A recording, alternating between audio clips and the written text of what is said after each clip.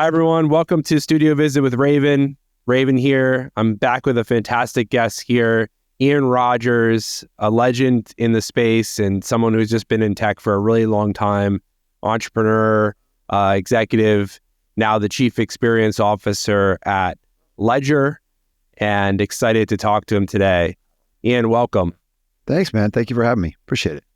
I wanted to just start off with maybe start from the beginning. Where did you grow up? And I know that you're American and doing some research for this. I'd love to just, if people can have a little bit of your background.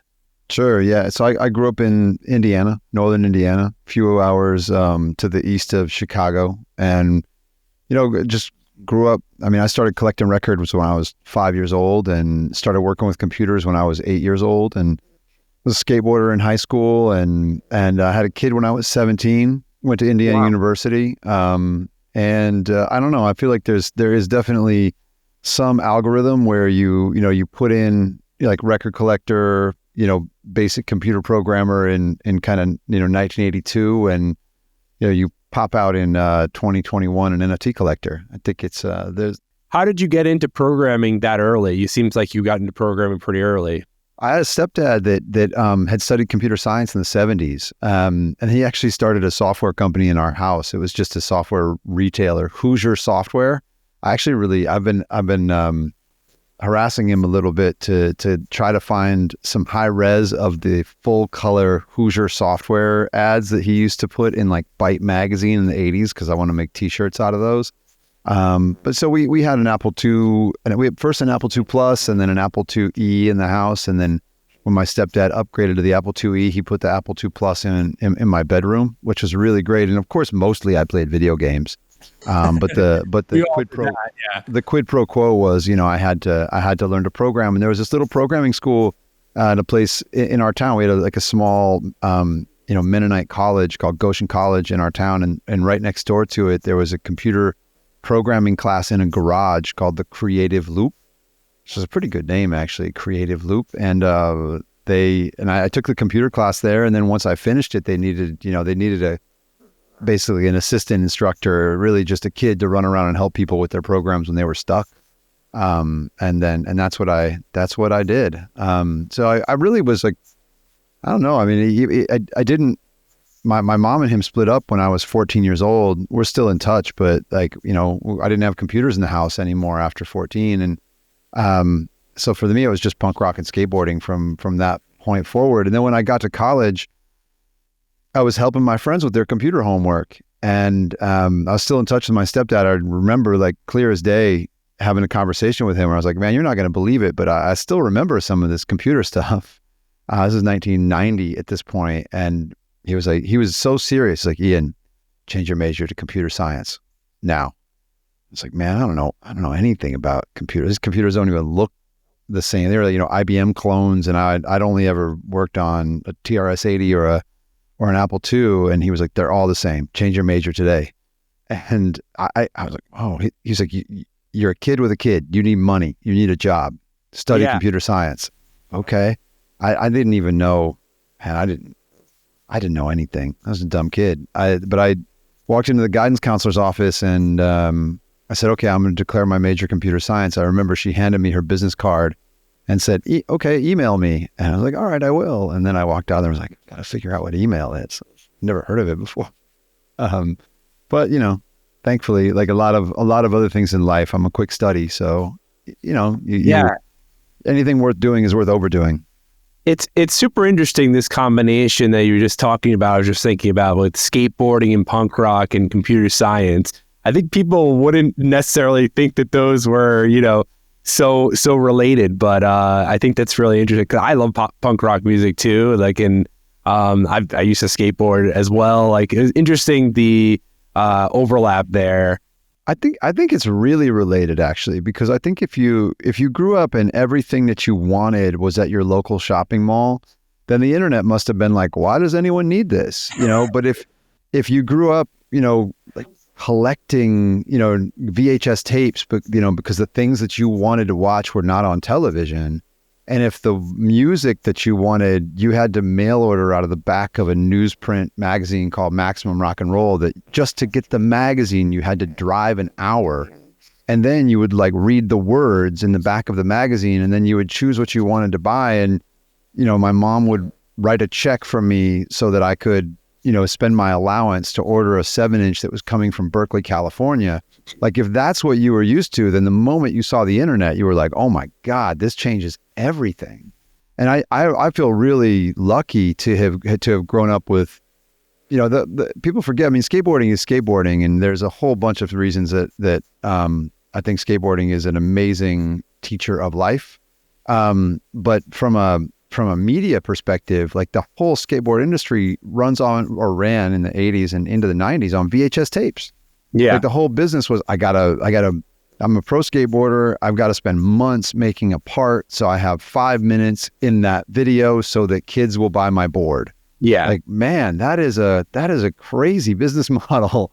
But, and so I think when you get your head around things like that, then, I mean, to me, the internet just made immediate sense. And I started working with the Beastie Boys in 1993, and I met them in 94, actually.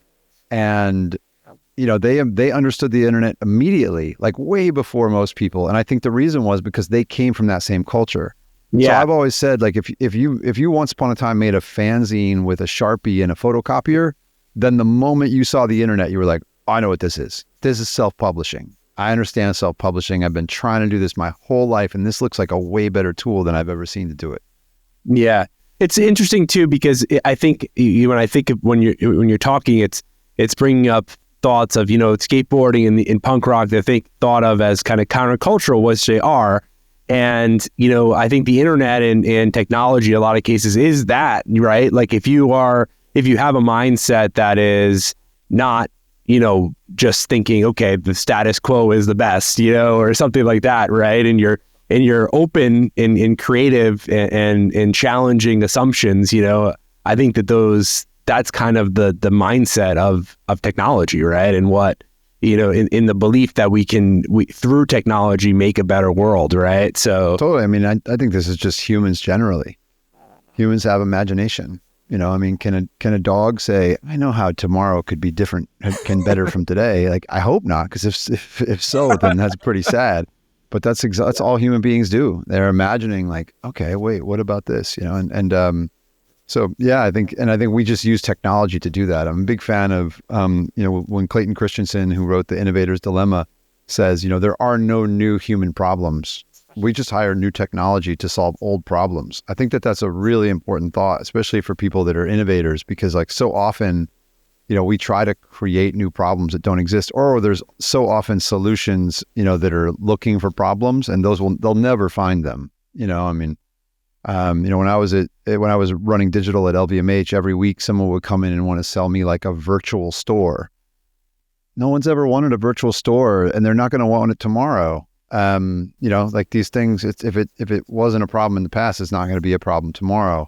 We only hire new technologies to solve old problems. Or, I'm not sure if he wants to be outed on this. I feel weird because it's such a good quote. I feel weird not attributing it, but I feel like maybe I'm giving away a secret, so I'll just unattribute it for now. But someone told me that the fundamental human needs are eat, sleep, fuck, flex on your neighbor.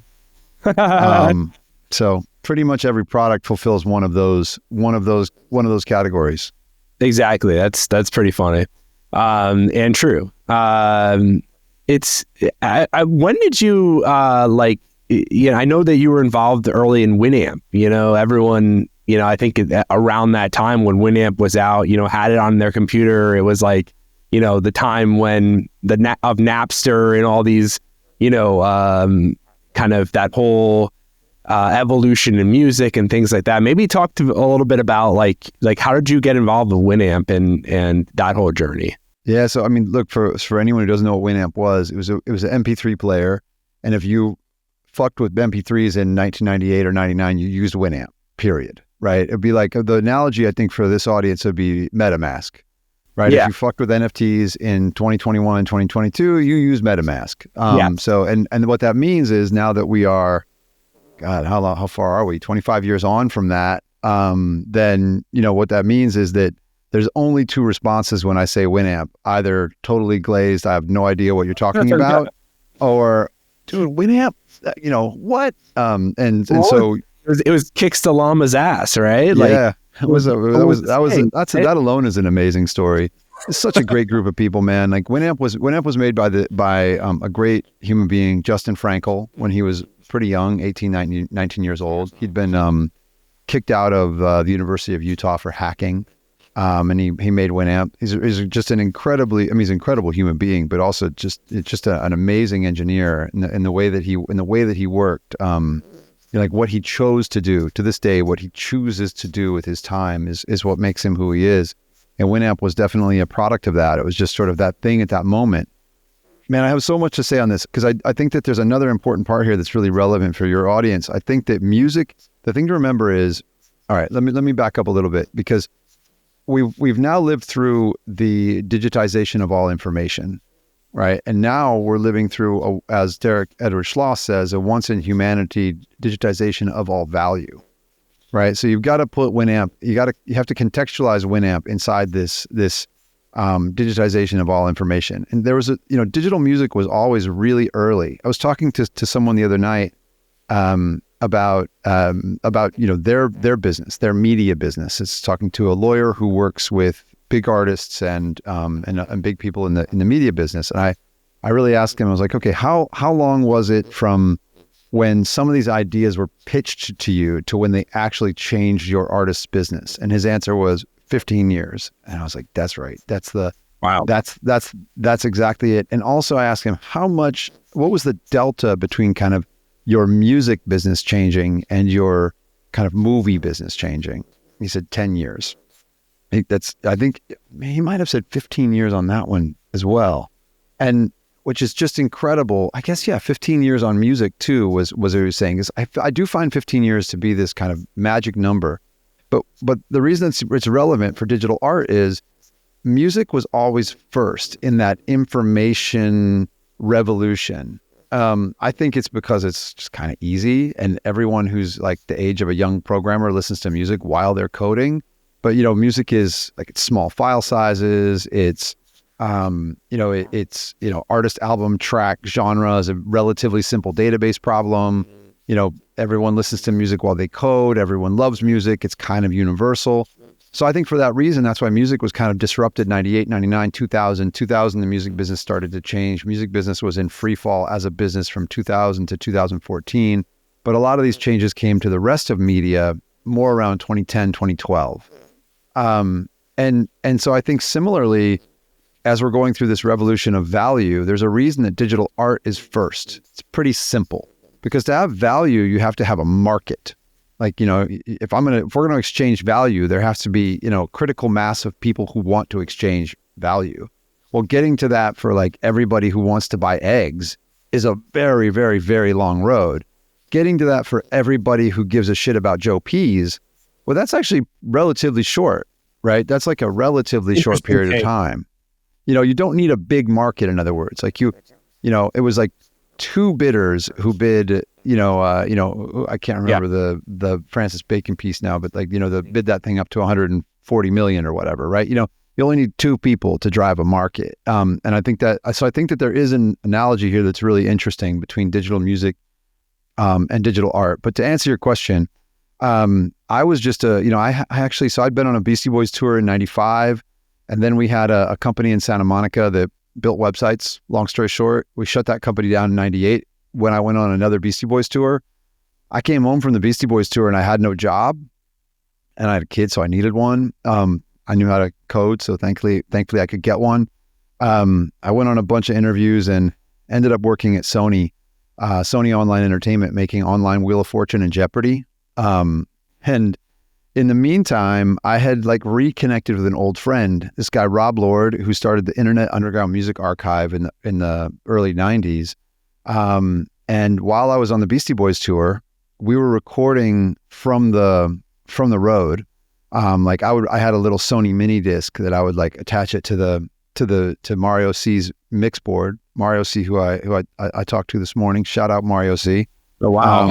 And I I would record songs because it was amazing. Mixmaster Mike was on that tour. If you saw him at Proof thing in New York a couple of years ago, it was incredible.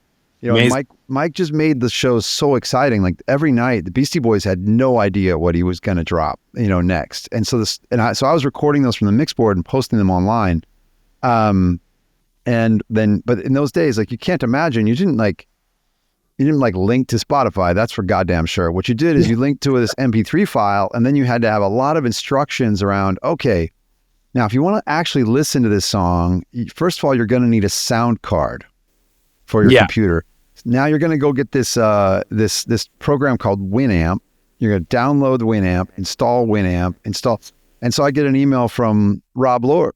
Up a wallet nowadays, This is exactly my point. It's like set up a wallet. This is exactly my point. Like we went from this to, hey Siri, play some Slayer, right? Like that journey took 20 years, but we did make it, right? And it actually is complex. Like people have to get paid when that happens, right? There was, that was a very long road, and it was not just technology that held it back, right? As a reminder. Which is the analogies are abundant. But I get an email from Rob that said, hey, Ian, is that you on the other side of that Beastie Boys site? Because it's me on the other side of this WinAmp site. So I ended up working at Sony for like 3 months. And after 3 months, I was bored out of my mind already. And Rob and Justin were like, hey, why don't you come run WinAmp.com? And Shoutcast.com was the other one at the time. And I said, okay. So I was the first actual employee at WinAmp. There were only ever 4 of us before the company sold to AOL in May of 99, which was kind of like peak of .com madness. Yeah. It really, it was much more of a family than a company, I would say. But it's just an incredible thing to have been a part of. Because the real reminder there too is like when I quit Sony to go work with these 2 dudes in Sedona, Arizona, who were making an MP3 player. You can't imagine, like friends and family were like, hey, Ian, you okay, man? Like you got a kid. You should probably you're really quitting Sony to go work at something that no one's heard of. Yeah. And then when we sold the company to AOL for $100 million, they went, all right, we're not going to ask you any questions anymore. We're just going to let you do what you do, which is both good and bad.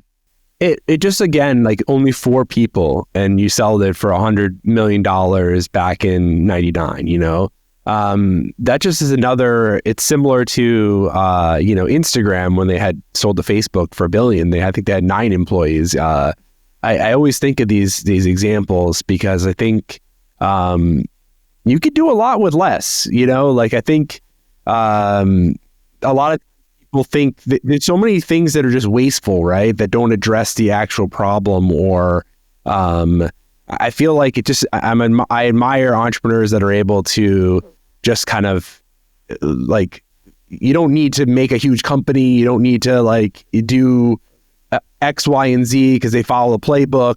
It seems. I also think, it's a lesson in a whole bunch of things. Because, and also to be honest, I made very little money on that because I came in really late, and also there was $100 million in AOL stock at $139 at the peak of the .com boom, right? So I learned the lessons of crypto then. You didn't do the Mark Cuban. No, I would tell you, like out of that acquisition, I bought a mountain bike. But also there's like it's bigger than that because that's another lesson I give to entrepreneurs, because having the big win with WinAmp is a huge part of my story. Even though I made no money, like sometimes you just take the W, you take the win and you move on because that builds you into the next thing. So I think that there's a big lesson from that. I think to your point, you can always do less with more. And I also think it's about context. We were 4 people and we had about 30 million active users in 1998, 99, which when you think about it, that's, it really is roughly analogous to MetaMask. Right? Yeah. Because you've got, how many people were on the internet in the year 99? Less than 500 million. How many people are in crypto today? Active users, less than 500 million. How many users did MetaMask have at the peak? Around 35 million is what they reported. So like it's very much in that same category, I would say, or that same thing. But I think it's about timing because look, if I'd have tried to build Spotify, and many people did, if you look at companies like Liquid Audio or Real Networks, et cetera, They were trying to build Spotify in 1999. That's a mistake. You're going to burn shit tons of capital and get nowhere because you're way, way, way ahead of the market. We could point to 1,000 things in Web3 that fit this same bucket, right? But if you look at what I did, WinAmp was exactly the right thing for that moment. What we built after WinAmp, I ended up selling it to Yahoo. I ran Yahoo Music for a while. Yahoo Music, which is not a big player in music today, but at the time, we were the #1 music video service before YouTube, the #1 radio service before Pandora. We were the #1, music site on the planet.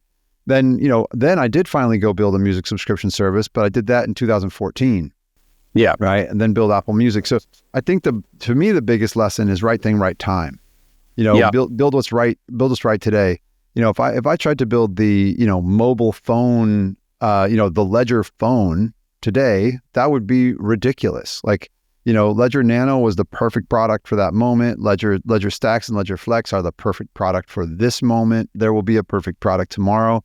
So to me, and by the way, we're in a market that's less than 500 million people. Yeah. You can't build for 15 years from now. Look at the Rabbit R1. Look at Humane from this year. Those are great examples of, were they dumb or were they just early? They're just early. They're totally the right idea, but being early is the same as being wrong. It's exactly the same thing. So to me, the lesson is that you build the right thing for the right moment. And how do you know what is right for the right moment? That's really a hard problem, right? Because I think one of the problems is that as early adopters, as people that get really excited about technology, right? It's very easy to think too far ahead, right? Because for sure, but we see that 15-year vision and we fall in love with it. Yeah, I think that's right. I think it is. I think it is very dangerous. And it's hard to know. It's really maybe impossible to know. But I think the market tells you pretty quickly. Yeah. Do you think it's part of seeking out people that aren't so early adopters, or maybe are in a little bit less so? I don't know. I don't think so. Unfortunately, because I don't think you can listen to those people either. I think this is the tough part of it. I think it's really about finding the piece that is fundamental. The piece I think it comes back to that. There are no new human problems. We just hire old technologies to solve, or we hire new technologies to solve old problems. Because, when I think about it, I mean, first of all, these big moments like 1999 in the internet and 2021 in kind of Web3, they come and they go, and they don't really come back, which is a good thing. Right. So you might get kind of swept up in it in the moment, and that's normal. Lightning never strikes twice, right? Yeah. But then you end up, there's a great book, Carlotta Perez's Technological Revolutions in Financial Capital. And she goes through history and shows that with every technological revolution, you have a bubble, the bubble bursts, and then you get 30 years of sustained growth. And so, so if you can live through the bubble, then now you're in 30 years of sustained growth, and it's where you want to be, right? I mean, I'd much rather be in crypto right now than the internet, because the internet's just on the other side. We've already seen so much of that growth. It's why I left digital music. What are we going to do? You and I going to go start the next SoundCloud? I don't think so. That ground has been explored, right? Those fields have been strip mined at this point, right? It's an oligopoly where you'd be fighting with companies like Apple and Spotify and Amazon and YouTube. You know what I mean? That's not fun. I'd much rather be in a place where there's half a billion people, but it's going to billion over the next 3-4 years, because now you can take whatever you can, mine today and just know that it's going to grow. We're in a position with Ledger where we've built a nice boat. The sails are up. When the wind blows, it works. And we know that the market around us will grow. So we just need to be patient, do good work, make better product, and then, we will grow with the market. And what that means is that you will grow, you'll gain a little more than you would if you were just if you're just trying to grab market, is the market growing, or are you just trying to grab market share? It's easier to be, in a growing market if you can find the right place. So that for me, it's also why I'm not that interested personally. I'm interested actually personally, but professionally, I'm not interested in putting my opportunity costs in things in crypto that are too vertical. And what I mean by that is like any specific narrative. The reason that Ledger appealed to me was because to me, Ledger is like Cisco in the internet, right? Cisco's this thing that was so fundamental. Cisco didn't really care if it was, Internet Explorer or Netscape who won the race at the end of the day, right? Or if it was, Alta Vista or Google. They had one question. Will there be more internet tomorrow or less internet tomorrow? More? Okay, great. We're in the right market. It's the same for Ledger.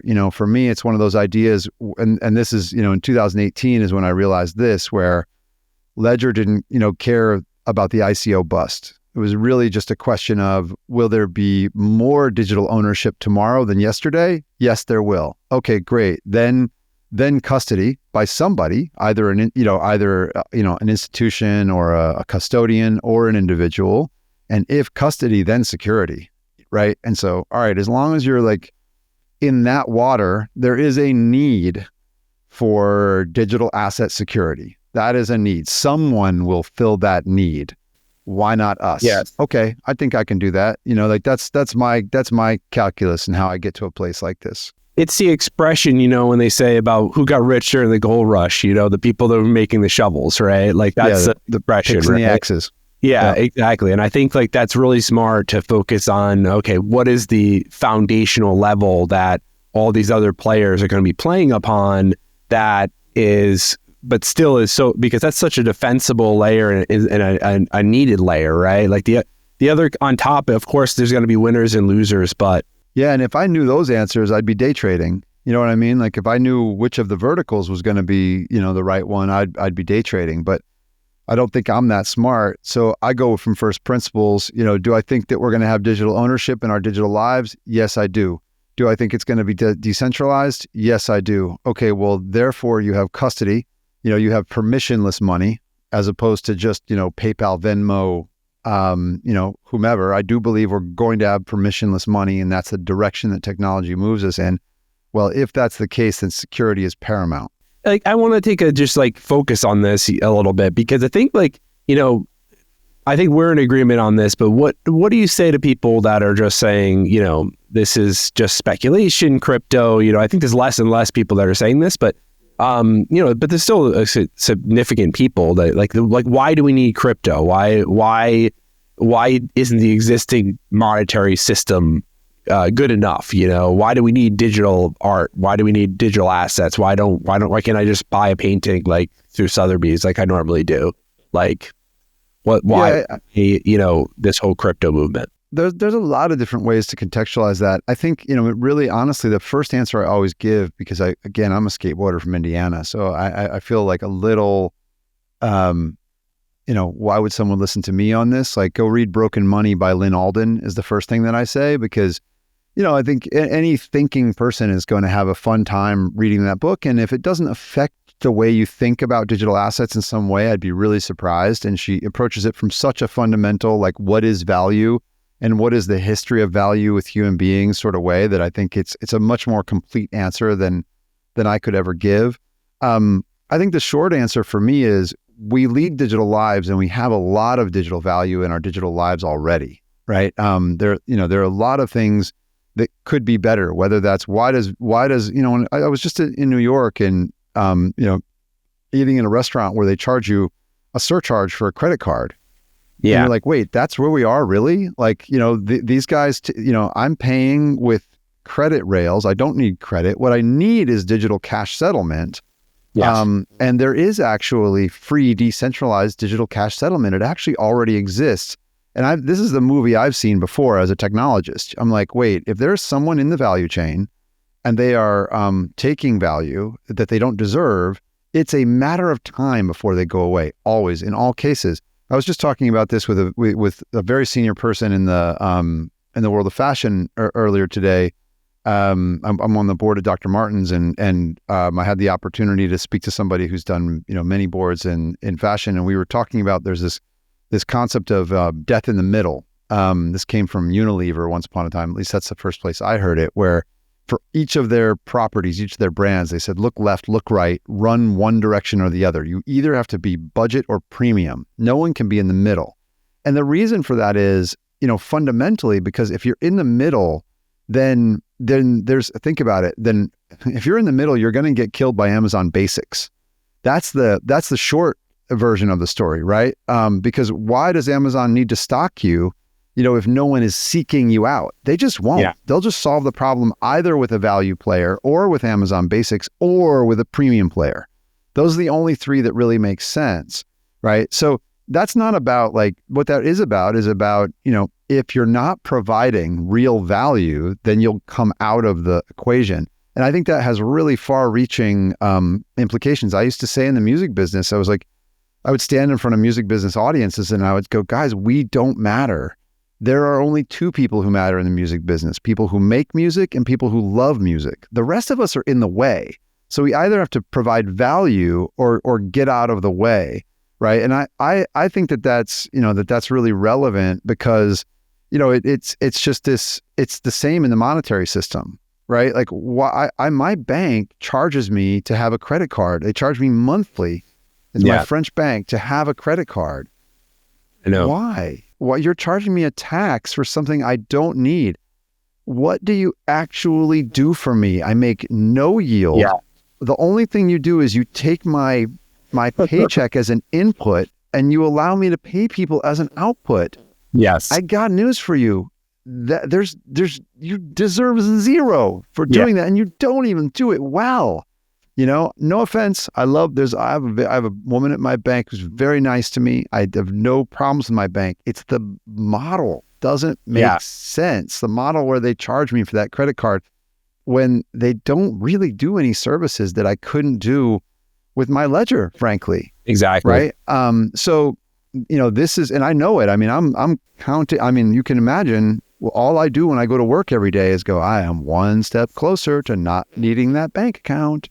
I think exactly like that. And I always think every time at the bank, at least in the US, the ACH transfers, when you make one of those and it takes 3 days to clear to another bank and you're like, why does it take 3 days? And then if you dig in a little bit, you find out, this is clearing firms and all this weird stuff that like you said, should not exist. It just, technology solves these problems over time. It always does. And it always takes longer than you think. I mean, look, the music business, 1999, I was very naively going to record labels and saying, hey, I've got 30 million people who really want digital music. Why don't we sell your music here? And, their answer to me was, first of all, what are you talking about? And, I've never heard of this, right? What do you mean you have 30 million people? What do you, are you a space alien? There was no recognition of what we were doing. I may as well have been speaking another language, right? Yeah. And then secondly, absolutely fuck no, we're going to sell compact discs forever. Yeah. Right. And so anyway, that's why I definitely don't think you can ask Luddites what they think, really, because you have to go from first principles and know that no technology has ever been invented and not used. Yeah. And, we have a very powerful, novel technology. We have a solution to the Byzantine generals problem that allows, look, a ledger is a magic safe. It's a safe that you can put $1 million into, throw it in a fire, cross a border, type 24 words and get $1 million back. I mean, it's that's insanely powerful in the history of humanity. And I don't think people understand how powerful Bitcoin is even close. It's I've been staring at it for 10 years and the more I stare at it, the more beautiful it gets. And, man, I don't think people realize how incredible it is to have, have an actually scarce resource on the stock exchange for the very first time in human history. Yeah. I don't think people really get the implications of that yet. No, it's in the fact that we know the supply of it, right? Even gold, which is, we don't know the ultimate supply of gold, right? But we know the supply of Bitcoin, it's set in stone. And also gold has really endured as value, and that is the best analog. Yeah, I think that is, at least with Bitcoin, is I always think of, okay, this is digital gold is how I like to think about it. I think it's, it's you could transport it even better than gold, right? Like you said, you have $12 million on a ledger, it's going to take a lot less space than $12 million of gold, right? And It's There's also, generally speaking, much easier to steal. yeah, which maybe is a challenge for sure. Which is something I'm sure I know you're very familiar with and working towards to better that. But I think the Bitcoin. I have been thinking lately. I'm like, does the end game become where like we go back to the gold standard and it's the Bitcoin standard and all the governments are backing their currency with Bitcoin to kind of assure everyone else that they're not printing money into oblivion. I thought that was thought is just interesting, but totally. I do definitely recommend reading the Bitcoin standard and the fiat standard. As two books. Those books that are about that. Yeah. The Bitcoin standard is I think, I don't know, it's probably 5, 6, 7 years old at this point. I don't know actually. And then he wrote another one, the fiat standard, which is actually also really interesting. I mean, get really into it. I think I would recommend people start with broken money. If you're not an economist or not an Austrian economist, I think broken money is an easier starting point. But if you're interested in the topic, yeah, the Bitcoin standard and the fiat standard are both very worth reading as well. I'm going to check those out for sure. That's awesome. Yeah. And where do you see, I guess the next question is I want just to center it back onto art and digital art and, kind of a lot of my audience. I think, the Bitcoin and ETH and these kind of L1 coins are, I think a lot of people, but I think even fewer people have gotten around to, digital art or NFTs, yet. I think it's still a small group of almost enthusiasts that are collecting these, although it is growing. It seems like it's getting some institutional, recognition now in some ways. But I guess what I wanted to just start with is, when did you get into kind of collecting NFTs or digital art, and what got you excited about that? It wasn't until after I joined Ledger. I really didn't know much about it. And so that would have been early in 2021. It was something I was hearing about, but I didn't know what the entry point was at all. And there's a guy that I met here in France. He still works for us at Ledger. His name is Gaspar. He's a collector. Perhaps you're familiar with him. But I met him through a friend. And he was running the French language, NFT collector Discord server at the time. My take was basically like, okay, wait, you understand this? I don't. Why don't you come into the company and tell us, what we don't know here? Because I felt like it was something that we needed to be a part of, but I didn't really know much about personally.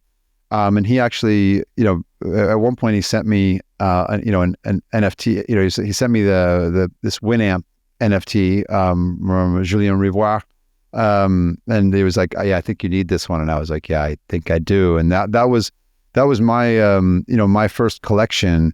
I know Kevin Rose from a previous life, so I was sort of following what he was doing. I know Gary Vee from a previous life, so I was following what he was doing.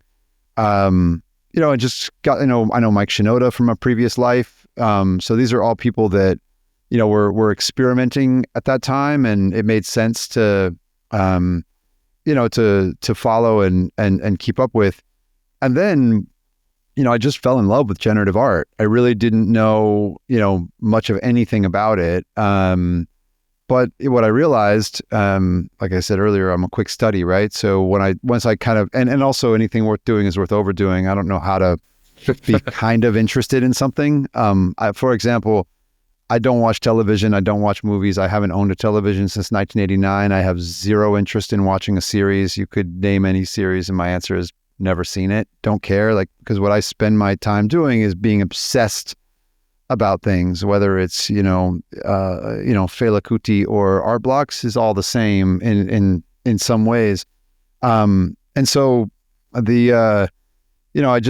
really went down the art blocks rabbit hole, which is a great place to live. It is. Yeah, that's a great. It's real, and I'm really thankful for it because there's a diaspora that comes from there, but I think that Eric is such he's a lot of like what I mentioned with Justin Frankel earlier. When you have when you have someone at the core who is kind of, incorruptible in a way, because they're really coming at it from a very genuine place. I mean, like in 2021, when I met Eric, one of the first things I was like, "Oh, congratulations, you guys are doing really well." And he was like, "Thanks, but I hate it." Basically, like he's like, "I wish it would stop."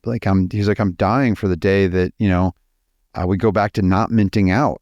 Because he knew it wasn't sustainable, and he knew that people were going to get hurt. He's an intelligent, sensitive person who wants to build something that's good for artists and good for humanity and good for the long term.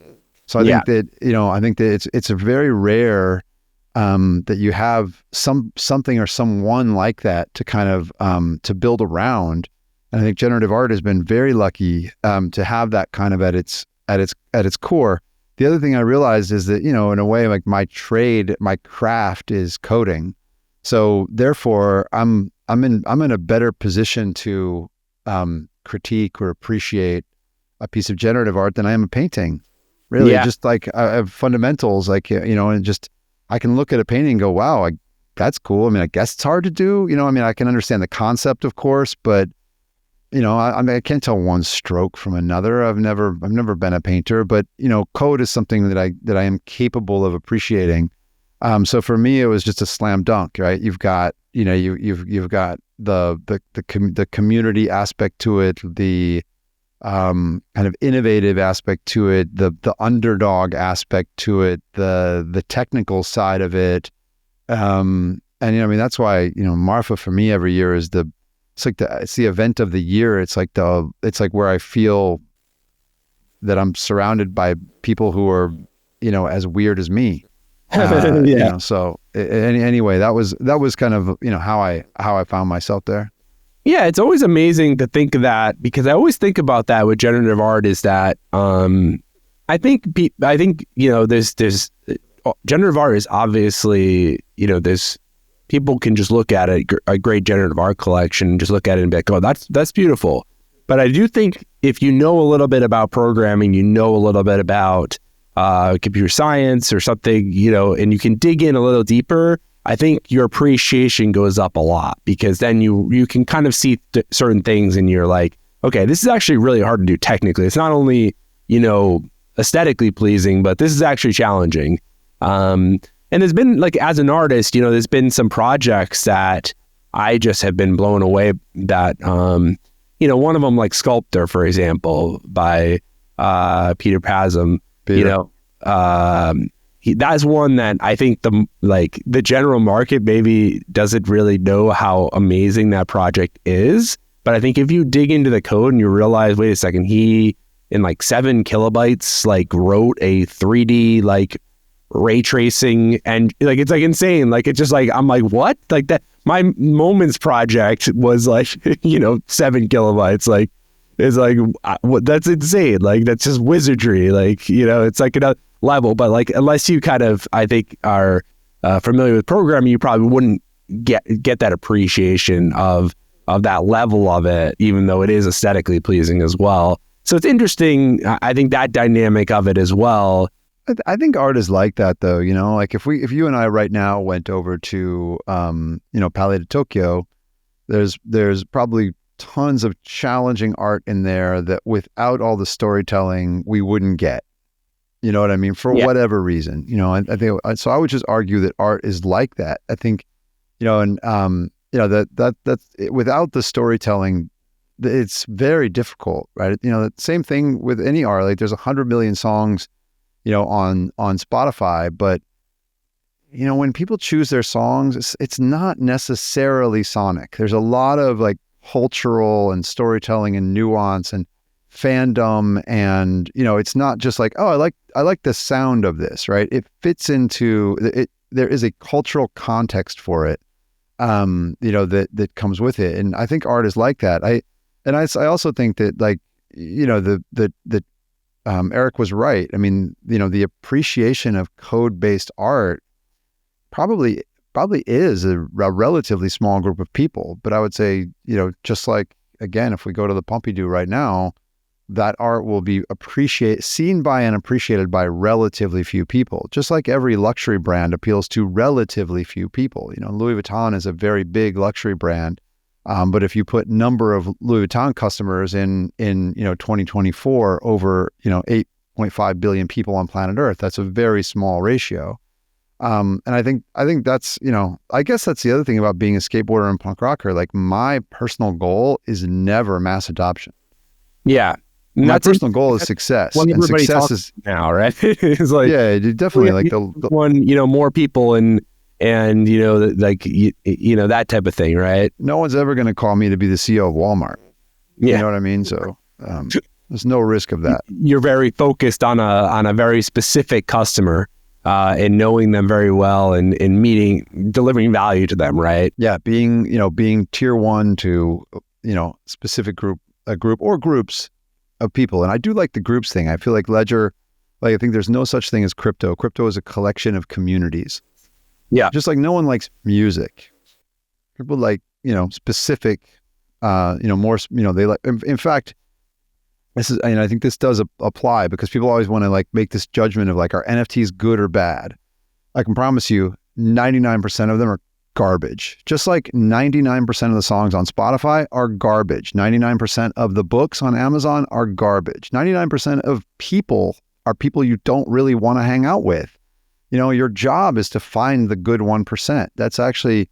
That is actually your job. I mean, people think oh, wow, Ian really loves music. Well, by volume, I actually dislike most music, Yeah.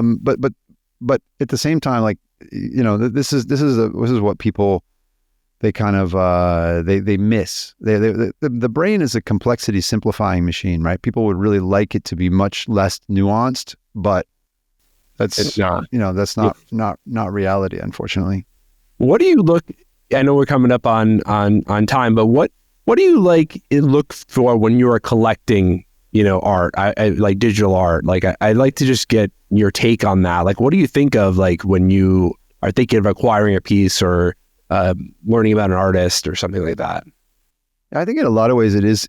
I've realized it is quite similar to the way that I think about music. In that the storytelling really matters, who is this? And is this something I'm going to like today, or something that I think I'm going to like today, and then tomorrow there's going to be something new that blows me away even more. And I think definitely my favorite artists, people like Kim Asendorf, or Andreas Gizin, or tops, top of my list personally, and maybe not, top of everyone's list, but it's because I see a lot of thought and care. I see that they have very, it's a very specific thing that they're interested in. And there really is magic in the same way that there is with an artist, with a great music artist, look, in every genre, in a very specifically niche genre, there's somebody who's a genius and somebody who's a hack, right? So you can't say it's the style. You can't. There's always a little bit of an X factor somewhere in there. I think Kim is such a great example because, I don't know exactly what it is because I'm not in his brain, but there's something about the particular pieces that he pays attention to and accentuates. It's almost like, he's experimenting and then he pulls on this unexpected thread. And that's the same kind of thing, just the guys from Oasis, would say that every Beatles song has that tricky bit. It's the same thing. There's something there that doesn't need to be there, but it is. And that's, so that's always the thing that really grabs me. And that could be photography, but also I do think cultural context matters. I am curious because I'm not a genius, so I'm always who else is interested? Okay, well, because oftentimes with music there'll be this thing where I heard the record and I didn't really get it, but it's my friend who I almost always like what they like, so I'm going to listen to it 5, 6, 7 more times. You know what I mean? To see what am I missing? And so I do care what is the cultural context around it. I also I just love storytelling. So if you look at like what Operator does, they're really good at the storytelling and the surrounding it with, with cultural context. And, it really is conceptual art in that way where they're great at communicating the concept. So for me, I'm looking for those things. I'm also super lucky to have Hedvig, who is as aesthetically, she's just trained extremely well aesthetically. So she can look at something, and I know it's funny because she doesn't have nearly the musical experience that I do, but the things that she grabs onto are so right on. Like my daughter used to have the same thing. She still does, but she did this for me when she was like 13 years old. It's like I could listen to 100 things and like them, and then there was that one that she would like, and I'd be like, okay, that's special for some reason, and I don't know why, but she does. It's the same with Hedvig. Like she can look at 100 things and go, that's exceptional. And she has some intuition that's got it right. And so that helps me a lot as well, and so to me, it's all of those inputs, but then also it's just like music. There's those things you keep coming back to. I love nothing more than to just like, I hear a record when I sleep and I wake up in the morning and I want to put it on to almost try to get the song out of my head. Like, to me, it's that same sort of thing when you're, with art, like it touches you in a way and you can't let go of it. Yeah. And it's interesting because it's like a lot of times, like, with Kim, like, I'm glad you mentioned Kim because I love Kim's art as well. And, but it's funny because it's like, you have to listen to kind of your inner voice on certain things because, like, if I show people a Fidenza, like just in the general kind of public, my parents, something like that, they're like, oh, that's some great art or something like that. I sent my dad a Cargo one time and he was like, what is that, a screensaver? Like, he's just like, exactly. He doesn't get it. It's like too far at too many jumps, right? You have those you almost have those bridge art, right? Like, and that's for me personally, like with Piece of Me, like I feel like that's what I was trying to do is like emulating the painting and stuff like that. Chimera for me is that perfect bridge art. Yeah, exactly. It's like okay, there's this kind of middle ground where it's like there's this bridge that people who are coming from traditional art are kind of in that can kind of get it, right? They can bridge over to digital art and there's some of it that kind of carries around and things like that. But like Kim, like Xcopy, these type of, it's like beyond that. It's like breaking beyond that. But I think it's the people who take the time and obviously are spend the time in the space and things like that, then, or just with the art, they can begin to appreciate it. And then you really end up loving that stuff because it's like, it's great that it's not trying to be look backwards, right? It's trying to. But you also have to be, have to remember, like, the musical, like music is a great analogy here. Like the road is littered with incredible artists that never found an audience, and that's par for the course. It's not the case that every band that had the level of creativity that Radiohead has became Radiohead. Like the timing, path, support, like longevity, drug addiction. Like there's so many factors, that actually factor into this, and like there are far more aspirants than there are successes in absolutely every art form. And I just think we always need to just stay realistic on that and realize that there's nothing new under the sun. This art space will be the same as all the ones that came before it. And I've never thought any different. That's great. Ian, thanks so much for joining me. Thank you so much for having me, man. Talk to you. I'd love to do this again. You're an amazing human. And I'd love to spend more time next time. Anytime. Be super happy to. Awesome. Ian, take care. Cool. Thanks. See you soon. Bye. All right, man.